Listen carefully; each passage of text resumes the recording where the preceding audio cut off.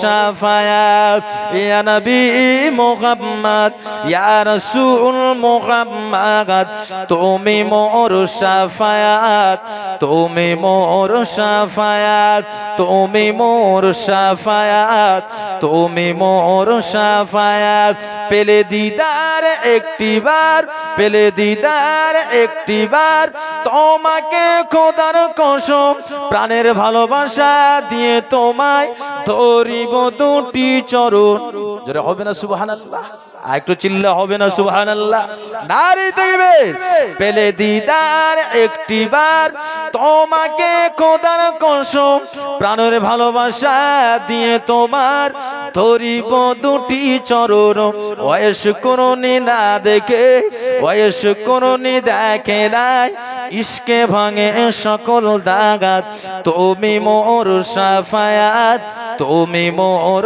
শাফায়াত তুমি মোর শাফায়াত তুমি মোর শাফায়াত ইয়া নবী মুহাম্মদ ইয়া রাসূল মুহাম্মদ তুমি মোর শাফায়াত তুমি মোর শাফায়াত তুমি মোর শাফায়াত তুমি মোর শাফায়াত কোরআন দেখো 101 আল কোরআনে নবীর নাম কোরআন দেখো 101 আল কোরআনে নবীর নাম দুটি কম আল্লাহর নাম 99 গিয়ে থামো কুসুম বিঘিন দেখো ডিপ কুসুম বিঘিন দেখো ডিপ এর পাবে না কোনো সাগাত তুমি মোর শাফায়াত তুমি মোর শাফায়াত তুমি মোর শাফায়াত তুমি মোর শাফায়াত ইয়া নবী মুহাম্মদ ইয়া রাসূল মুহাম্মদ তুমি মোর শাফায়াত তুমি মোর শাফায়াত আল্লাহুম্মা সাল্লি আলা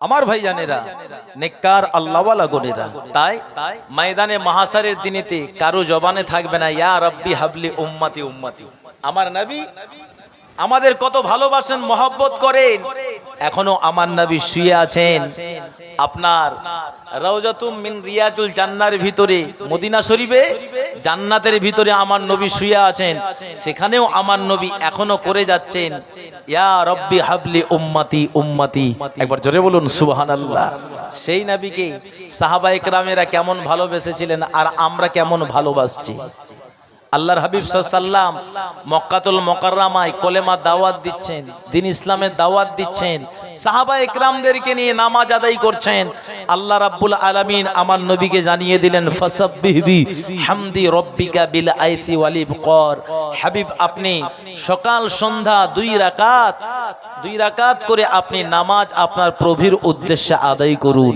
আমার নবী সেই দিন থেকে 2 রাকাত করে 40 বছর বয়স থেকে সকালবেলা 2 রাকাত সন্ধ্যাবেলা 2 রাকাত তিনি নামাজ সাহাবায়ে কেরামদেরকে নিয়ে আদায় করছেন এই নামাজ পড়াটা পছন্দ করেন কে আল্লাহ আর এই নামাজ পড়াটা আপনার ঘৃণা করে কারা শয়তানের দলেরা আবু জেহেল উতবা সাইবা রাবিয়ার দল বলেরা আল্লাহর হাবিব সাল্লাল্লাহু আলাইহি ওয়াসাল্লাম এই নামাজের দাওয়াত দিতে দিতে দেখা যায় কলেমার দাওয়াত দিতে দিতে আল্লাহর নবী মেরাজে গেলে মেরাজ থেকে 50 ওয়াক্তের নামাজ আনলেন 50 ওয়াক্তের নামাজ আস্তে আস্তে কমিয়ে 5 ওয়াক্তের নামাজ নিয়ে আমার নবী দুনিয়ার জমিনে এসে এই নামাজের কথা বয়ান দিচ্ছেন এই মক্কার মানুষেরা মক্কার লোকেরা আবু জেহেলের দল বলেরা আমার নবীকে ছাড়বেন না যে মোহাম্মদ সামনে কোনো কুর্তি না রেখে ফাঁকা ফাঁকা জায়গা কাকে সিজদা করে এই মোহাম্মদকে মানা যাবে না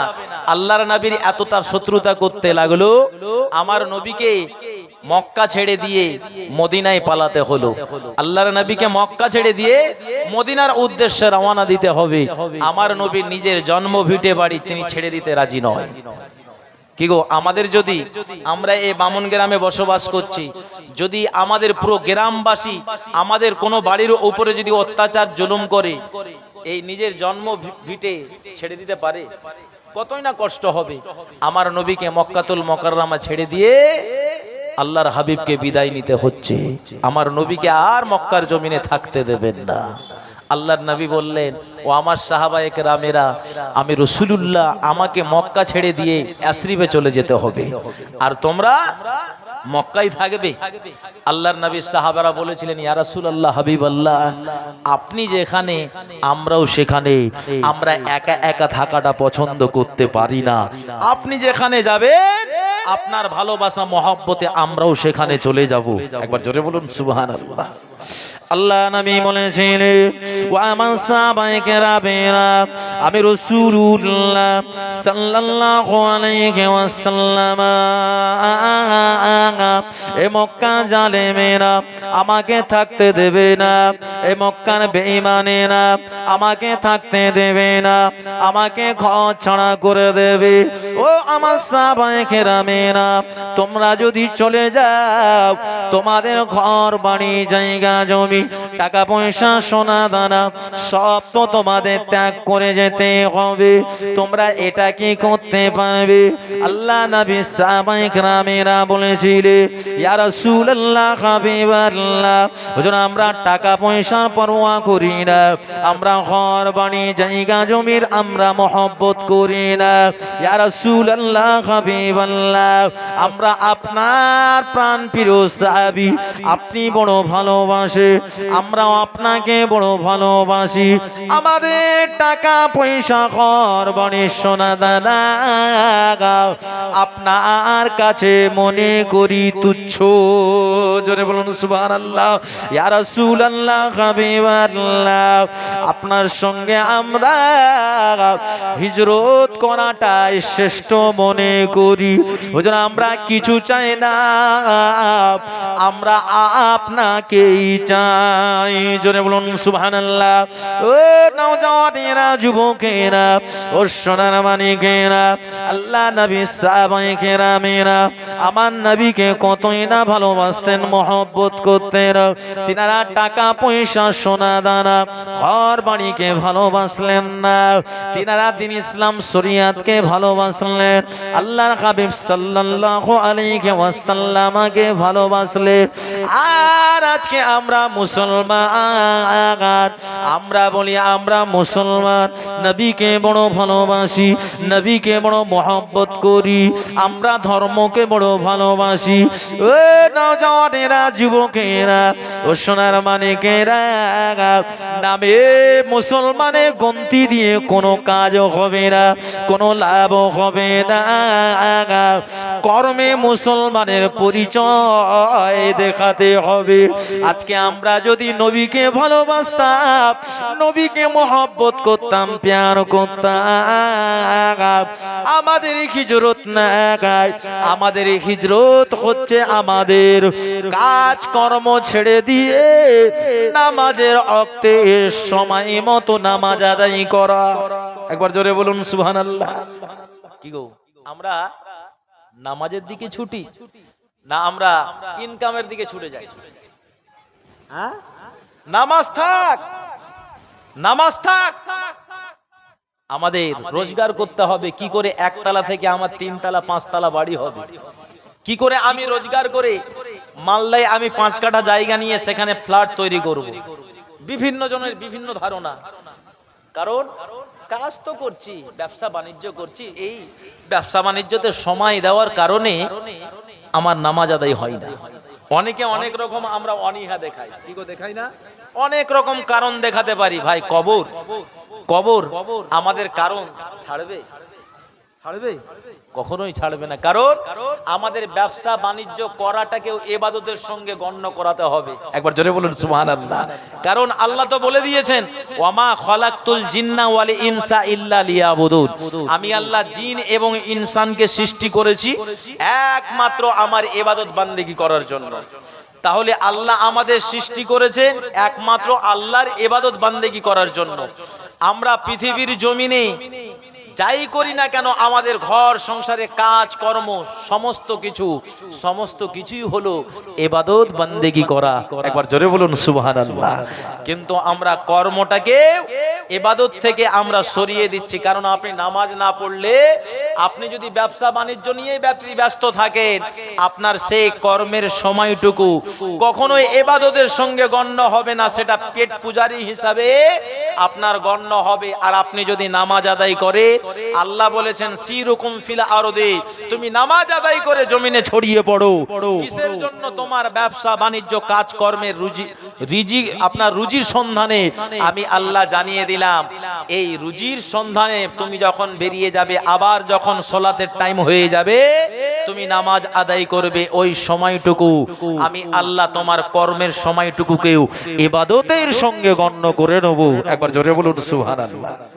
আমার ভাইজান, আমরা যিনারা মনে মনে করি যে আমরা ব্যবসা বাণিজ্য নিয়ে ব্যতিব্যস্ত, এই কাজকর্মের জন্য আমরা নামাজ আদায় করতে পারি না, মনে রাখবেন আমাদের ওই সময়টুকু ইবাদত থেকে খারিজ হয়ে যাচ্ছে।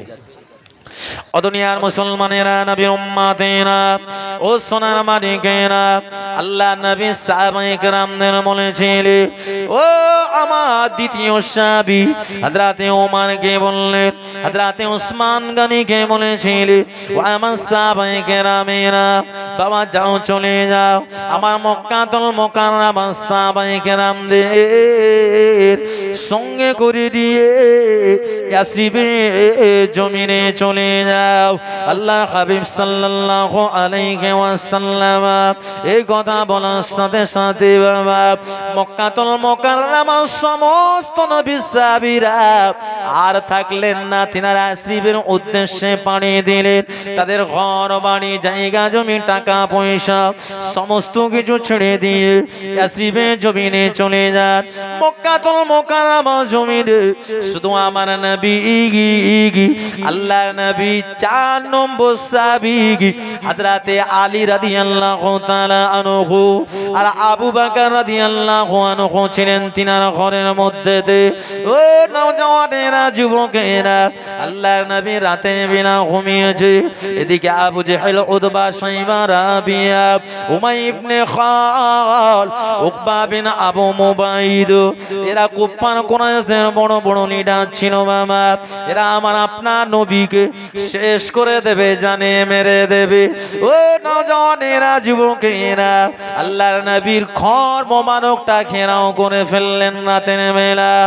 আমার আল্লাহ সব দেখতে পাচ্ছেন, সব জানে।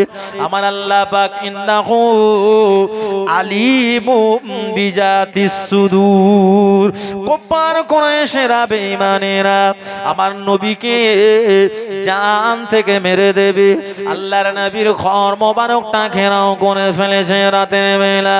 এদিকে আমার আল্লাহ জিবরিল আমিনকে জানিয়ে দিলেন, ও ফেরেশতা জিবরাইল, আর দেরি নয়, আমার হাবিবের শত্রুরা ঘর ঘেরাও করে ফেলেছে, তুমি চলে যাও আমার হাবিবের সারা হিসাবে নবী পাককে সংবাদখানা দিতে। আল্লাহর মালায়েকা ফেরেশতা হযরতে জিবরাইল আলাইহিস সালাতু সালাম আর দেরি করলেন না।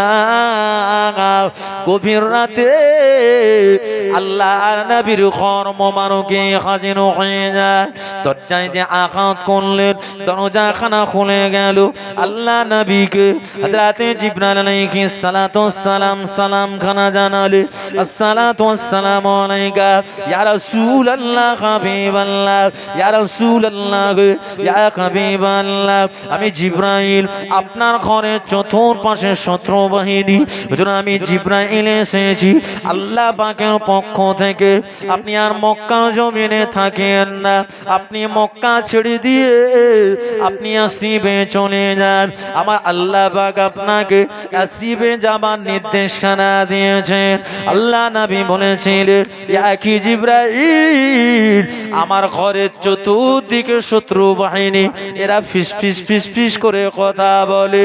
ও ফেরেশতা জিবরাইল, আমি ঘর থেকে কি করে বার হব, ওরা তো আমারে দেখে ফেলবে।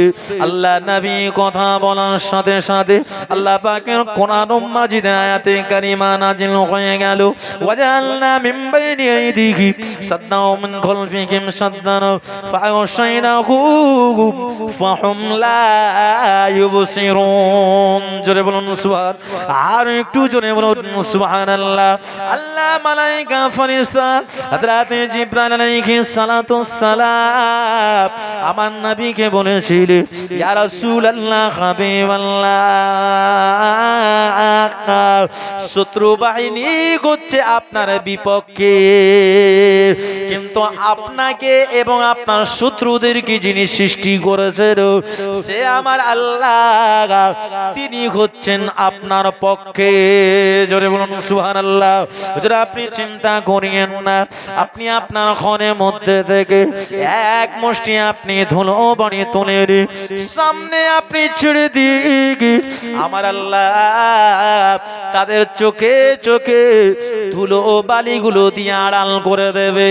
ও নওজওয়ানেরা, যুবকেরা, ও সোনার মানিকেরা, সাথে সাথে দেখা যায় বাবা আমার আপনার নবী দরজার সামনে থেকে এক মুষ্টি বালি তুললেন, ওই বালিটাকে সামনে দিকে ছুড়ে দিলেন। ওই বালিটা এমনি করে সমস্ত শত্রুদের চোখের আড়াল হয়ে গেল।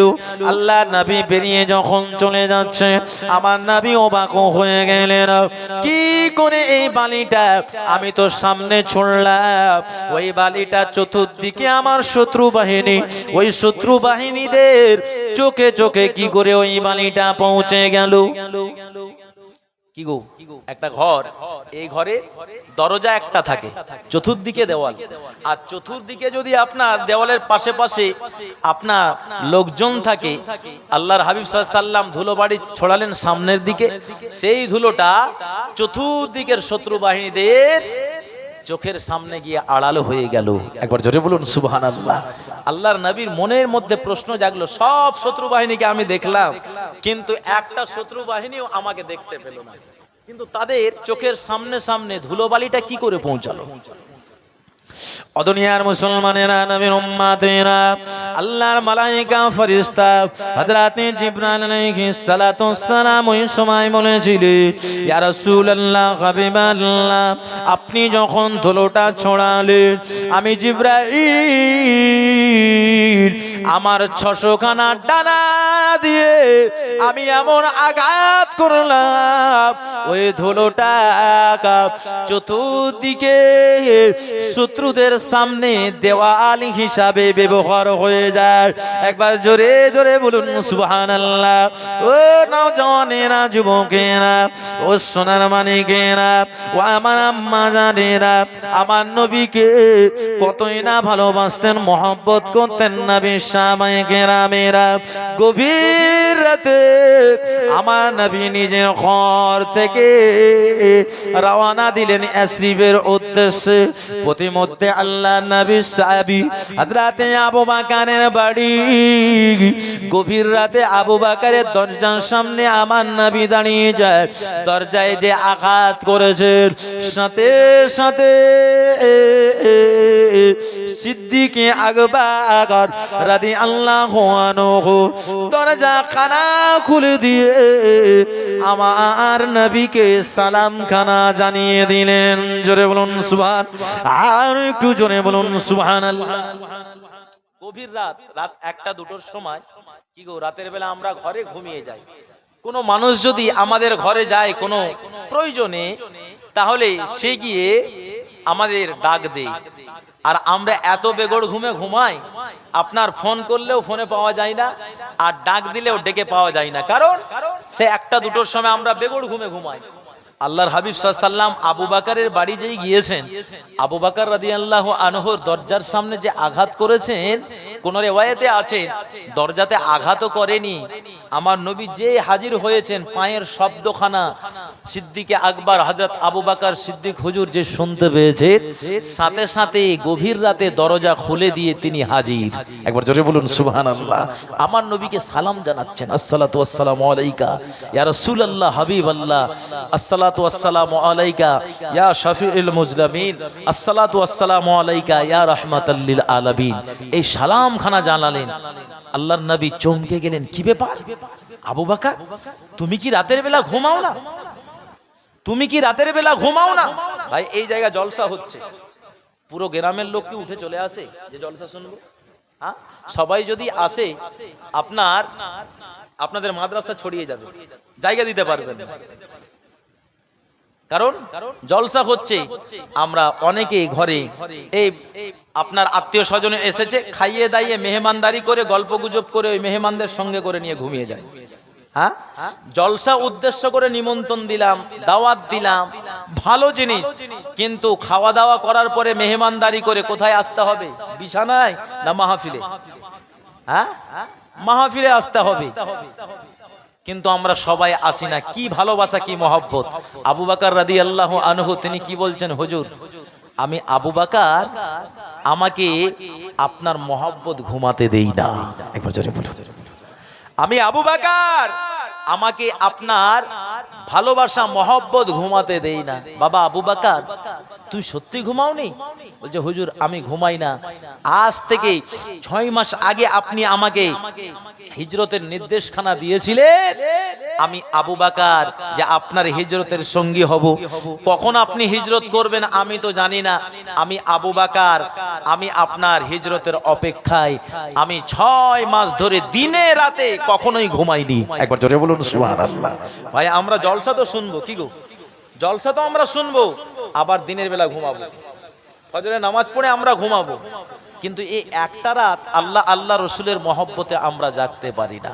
আবু বকর আমার নবীকে কতটা ভালোবেসেছেন, মহব্বত করেছেন, আর সেই ভালোবাসা পানিতে পড়ে যায় না। আমার নবীকে যারা ভালোবাসবে, মহব্বত করবে, প্যার করবে, তাদের অন্তরের ইমানের বাতিটা জ্বলে যাবে। একবার জোরে বলুন সুবহানাল্লাহ। আর এই ইমানের বাতি যখন জ্বলে যাবে, মনে রাখবেন আপনি এই আপনার বামুনগ্রাম আপনার বাড়ি থেকে আপনি পৃথিবীর জমিনে সমস্ত ওলিদের, সমস্ত নবীদের জিয়ারত আপনার নসিব হয়ে যাবে। একবার জোরে বলুন সুবহানাল্লাহ।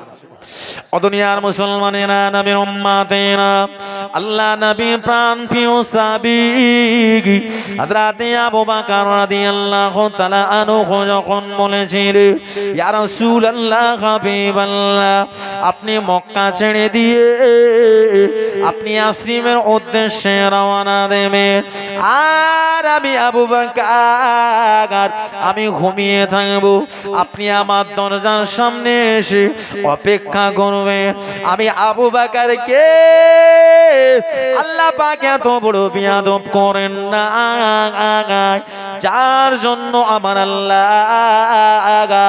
সারা জাহানকে সৃষ্টি করেছেন। ইয়া রাসূলুল্লাহ হাবিবাল্লাহ, আমি আবু বকর আমি আপনার ভালোবাসা মহব্বতে 6 মাস ধরে দিনে রাতে ঘুমাই না। সাথে সাথে আমার নবী পাক সাল্লাল্লাহু আলাইহি ওয়াসাল্লামের নূরানি হাতখানা আল্লাহ পাকের আরশ পাকের দিকে উঠে যায়। ও মোলানাবির আল্লাহ পাক, আবু বকর কতই না আমাকে ভালোবাসে, মহব্বত করে, প্যার করে। আবু বকর 6 মাস ধরে দিনে রাতে ঘুমায় না।